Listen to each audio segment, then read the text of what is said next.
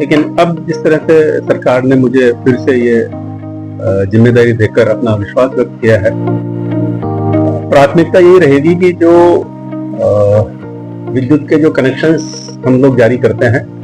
उनको हमने जो ऑनलाइन कर दिया है और उनकी ऑनलाइन जो मॉनिटरिंग होती है उस व्यवस्था को हम और सुदृढ़ करें। देखिए, वैसे तो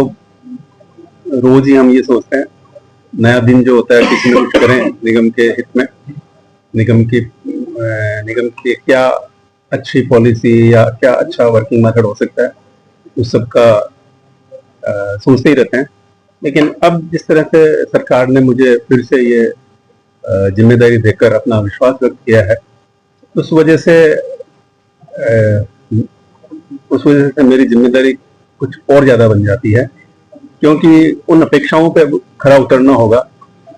जो सोचकर मुझे पुनः यहाँ पे पदभार प्रबंध निदेशक पद पर दोबारा से दिया गया है। तो प्राथमिकता ये रहेगी कि जो विद्युत के जो कनेक्शंस हम लोग जारी करते हैं उनको हमने जो ऑनलाइन कर दिया है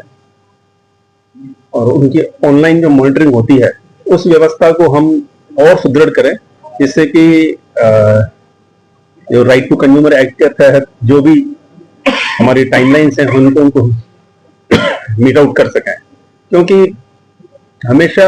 गैप जरूर रहता है, 100% उपलब्धि कभी हासिल हो नहीं पाती। जितने कनेक्शन हमें एग्रीकल्चर कनेक्शन करने होते हैं उतने हम पूरे नहीं कर पाते, गैप रहता है। लेकिन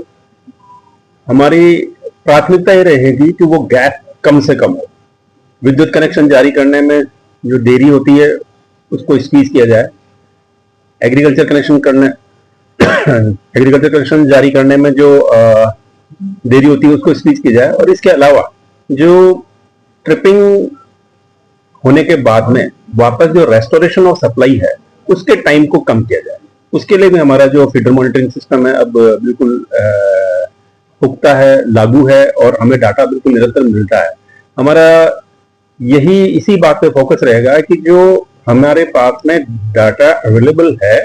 उसका एनालिसिस प्रॉपर हो और हम सही जगह पे पहुंचकर और उसका निदान कर सकें। अभी हमने उदयपुर में ये शुरू किया है, तो उसमें क्या है कि उपभोक्ता और डिस्कॉम के बीच में हमने एक एनजीओ को ला रहे हैं, वो उनके बीच में संवाद की जो सेशंस करेंगे और उसमें ये जानेंगे कि वास्तव में उपभोक्ता की तो क्या अपेक्षाएं हैं और डिस्कॉम्स आज किस स्थिति में है। तो एक तो हम वो करेंगे, और दूसरा ये है कि जैसे अभी हम चाहेंगे कि आईटी का ही कोई ऐसा उसका सॉल्यूशन निकले। जैसे मान लीजिए व्हाट्सएप ही है, तो अब आज के जमाने में मान लीजिए व्हाट्सएप पे भी आप सवाल करके कई सारे आंसर्स आ सकते हैं। तो कम्युनिकेशन के लिए हम यही करेंगे कि किसी तरह से आईटी एनेबल्ड ऐसा सिस्टम डेवलप हो, जिससे कि आदमी कभी भी कोई भी सवाल 24 आवर में जब भी याद आ जाए वो उस पर अपना लॉक कर दे और उसके बाद में उसको सही जानकारी मिल जाए। सर्विस स्टेशन गाइडलाइंस भी हैं, और वैसे तो क्या है कि आईटी एनेबलमेंट के साथ में क्या है कि जैसे अब तो जैसे कोई भी, हम तो ये चाहते हैं कि सब स्टेशन पे किसी कंज्यूमर को जाना ही ना पड़े। सबसे आइडियल परिस्थिति यह है कि सब स्टेशन पे किसी कंज्यूमर को जाना ही ना पड़े, यानी कि जैसे ई मित्रा से या खुद के फोन से ही वो मोबाइल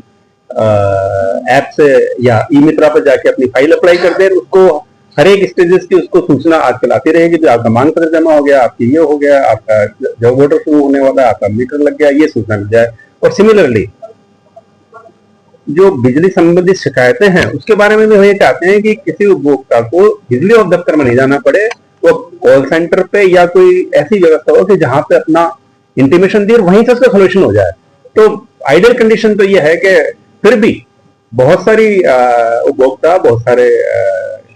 कंज्यूमर हमारे ऐसे हैं जिनको अभी भी हेल्प डेस्क की आवश्यकता रहती है, जो कि थोड़े मान लीजिए कि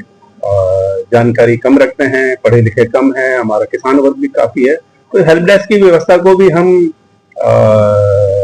एक बार तीनों डिस्कॉम में कॉमन फैसला लेके और सुचारू करवाने का प्रयास करें।